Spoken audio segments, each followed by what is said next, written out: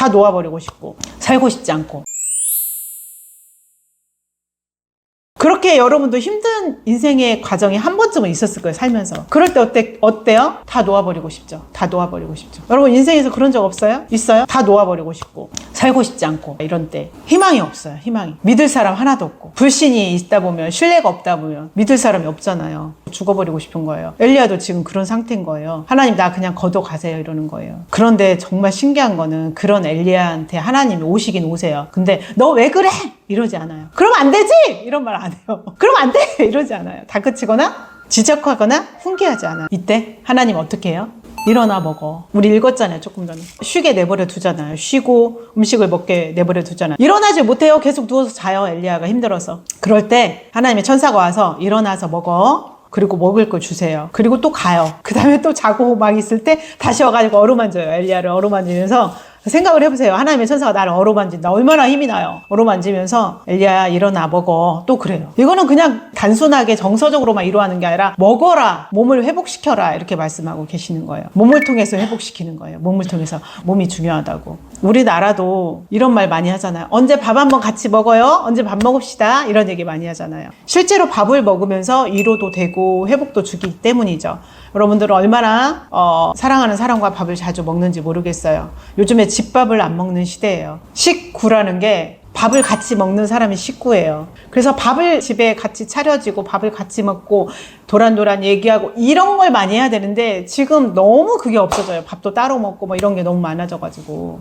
그래서 참 안타까운 현실입니다. 근데 여기서 보면 하나님의 치유 방식이 몸을 통해 회복시킨다는 거예요. 하나님은 몸을 통해 회복시켜요. 엘리야가 그렇게 큰 사역을 마치고 에너지를 많이 썼을 때, 그리고 생명의 위협을 느낄 때, 극도의 불안 상태에서 더 이상 도망갈 힘도 없고 도망갈 곳도 없고 그렇게 생각한 엘리야가 무기력 상태가 될 수밖에 없죠. 꼼짝할 수 없다. 진짜 발가락, 손가락도 꼼지락 못하겠다 이런 말 하잖아요. 그런 상황인 거죠. 근데 이런 엘리야를 회복시키는 게 병원에 가봐가 아니었어요. 병원에 가봐가 아니에요. 약을 먹어 이게 아니에요. 뭐 누가 아프다고 하면 약 먹어 병원에 가 이렇게 말하는 게 가장 쉬운 말이에요. 자녀가 아프다면 약 먹어야지. 감기약 먹어. 기침약 먹어. 이거 가장 안 좋은 거예요 사실은. 그 사람이 힘든 걸 내가 받아주지 못하는 게 그 말일 수도 있어요. 아파? 아 그래 많이 힘들겠다. 이게 받아주는 말이죠. 마음을 받아주는 거죠. 그래서 하나님은 이런 상황에서 회복시킬 때 잠을 자게 두고 음식을 먹게 하고 어루만져주고 공허와 불안과 두려움에 있는 엘리야를 평안으로 바뀌게 하는 거죠. 여러분이 너무 힘들 때 또는 주변 사람이 너무 힘들 때 병원 가라 하기에 앞서서 사실 병원보다도 면역력을 잘 관리하면 병원 갈 일이 없어요. 근데 제가 이렇게 보니까 그런 걸 하나 봤어요. 그 치매 알츠하이머 이런 분이 계속 뭘 하냐면 그 아들이 모시고 90 먹은 노인을 일어나지도 못한 잘 이렇게 지팡이 짚고 일어나는 노인을 계속 길을 걷는 거예요. 맨발로 365일. 근데 2년간인가 걸었는데 그분이 그게 싹 나았어요. 그래서 뭐 맨발 걷기 사례해서 진짜 사람들이 낫는 게 많이 나와요. 염증도 없어지고 그렇게 좋다는 거예요. 맨발로 걷는 게. 물론 사람마다 좀 다르겠지만 어쨌건 하나님은 사실은 우리에게 건강할 수 있는 걸 다 깔아놨어요. 사실은. 그리고 뭐 건강검진 나 어디가 아픈가? 어디 아픈 거 아니야? 이 생각하다가 병이 와요. 그 생각하다가 병이 와요. 그래서 계속 나 아픈 거 아니에요? 다시 찍어보세요. CT 촬영 무슨 촬영 뭐 내시경 뭐 의사가 말해요. 하지 마라 그거 안 좋다. 검사 계속 받는 거 안 좋다. 검사는 어디가 아픈지 체크 한번 하는 거지 치료는 아니잖아요. 근데 우리는 현대인들은 너무 지금 남용이 되고 있어요. 그래서 자기 몸에 대한 불안이 심하면 그걸 건강염려증이라고 해요. 건강염려증. 이거는 심리학적 용어이기도 하지만 실제로 몸이 아파요. 너무 불안해서 몸이 아파요. 어디 아플까? 염려하다가 진짜 몸이 아파요. 이런 상태에서 병원을 다니는 것보다 쉬고 자고 먹고 이게 오히려 하나님의 회복 방법인 것을 우리가 알 수 있어요. 몸이 회복되어야 왜 하나님 근데 우리를 그렇게 회복시키려고 해요? 왜요? 사랑하니까? 그 말도 맞아요. 또 뭐가 있어요? 우리를 사용해야 되니까. 몸이 안정되고 회복된 엘리야는 죽기를 원하지 않고 이제 자기는 혼자라고 토로하고 있어요. 좀 몸이 나으니까 하나님 믿는 사람 나 혼자야. 얼마나 외롭고 고독해요. 자기 혼자 같은 거예요. 아무도 없는 거예요. 자 보세요. 이게 이스라엘 자손이 그러는 거예요. 이게 이방인이 아니에요. 이스라엘 자손이 주의 그 약속을 다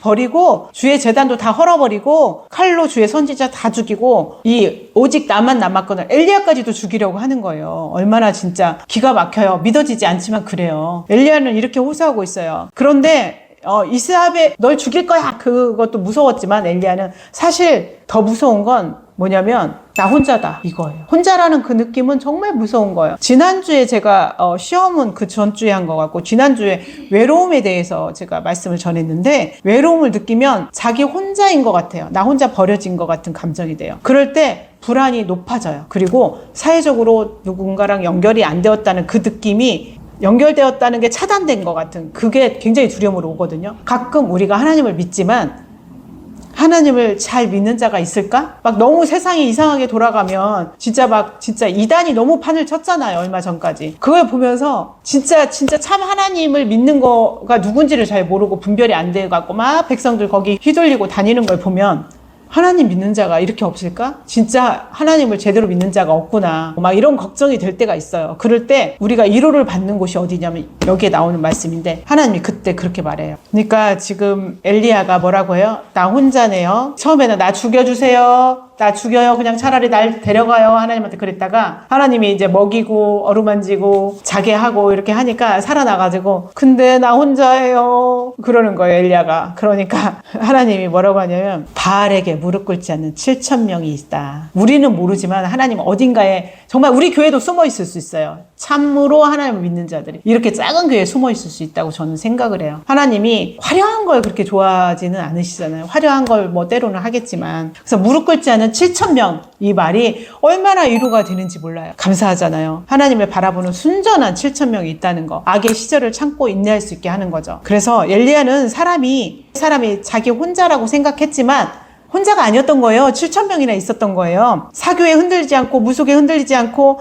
그런 왕권에서도 신앙을 지키고 분별의 영이 있는 7,000명. 이건 엘리야가 들으면서 뭘 느꼈겠어요? 안 보이지만 든든한 거죠. 우군이잖아요. 든든한 거죠. 그리고 하나님을 진정으로 믿는 엘리야가 이런 엘리야 같은 믿음의 소유자가 혼자가 아니고 혼자라는 게 굉장히 두려웠는데 7,000명으로 인해서 위로를 받고 현실적으로 안 보이지만 하나님을 통해서 그들과 내가 연결이 된 거, 관계 회복이 일어나는 거죠. 혼자가 아니다는 그런 관계 회복. 성도 여러분, 이렇게 혼자라고 생각할 때가 있지만 하나님은 7,000명이 있어 이렇게 말씀하세요. 혼자라고 생각하는 외로움은 관계 안에서 치유가 되죠. 신앙생활이 몸과 마음이 분리된 신앙이 많아요. 오늘날 우리는 기도하고 말씀 봐라 물론 중요해요. 강조하는 교회들은 많지만 사람들을 깊이 만나보면 오히려 신앙생활 하다가 탈진한 사람 참 많아요. 과거에는 더 많았어요. 몸이 탈진한 사람에게 더 많이 기도해야지 예배해야지 막 그러면서 잠도 안 재고 일을 시킬 게 아니라 잠도 좀 자게 하고 맛있는 것도 먹게 하고 쉼을 줘야 해요. 신앙생활을 열심히 하다 보면 탈진이 온 사람들이 하나님이 엘리야를 회복시켰듯이 수면과 음식과 쉼을 줘야 돼요. 현대에는 건강염려증이 굉장히 많고 번아웃, 탈진하는 거, 우울, 불면이 많은 시대예요. 이러한 것은 이렇게 탈진하고 이러면 교감신경이 흥분이 돼서 에너지가 더 소진되고 에너지가 소진되면 무기력, 나는 아무것도 할 수 없을 것 같아 이런 무기력. 소진되는 것은 근데 죄 때문이 아니라 몸의 신호인 거예요. 몸의 신호. 이런 분에게 하나님은 왜 그렇게 약해? 너는 왜 그렇게 약해? 그런 거 가지고 뭘 그래? 이렇게 말하지 않아요. 책망하지 않아요. 조금 누워있어. 먹어. 내가 함께 있어. 이렇게 말씀하세요. 어때요? 몸을 통해서 마음을 회복시킨다는 걸 알겠어요?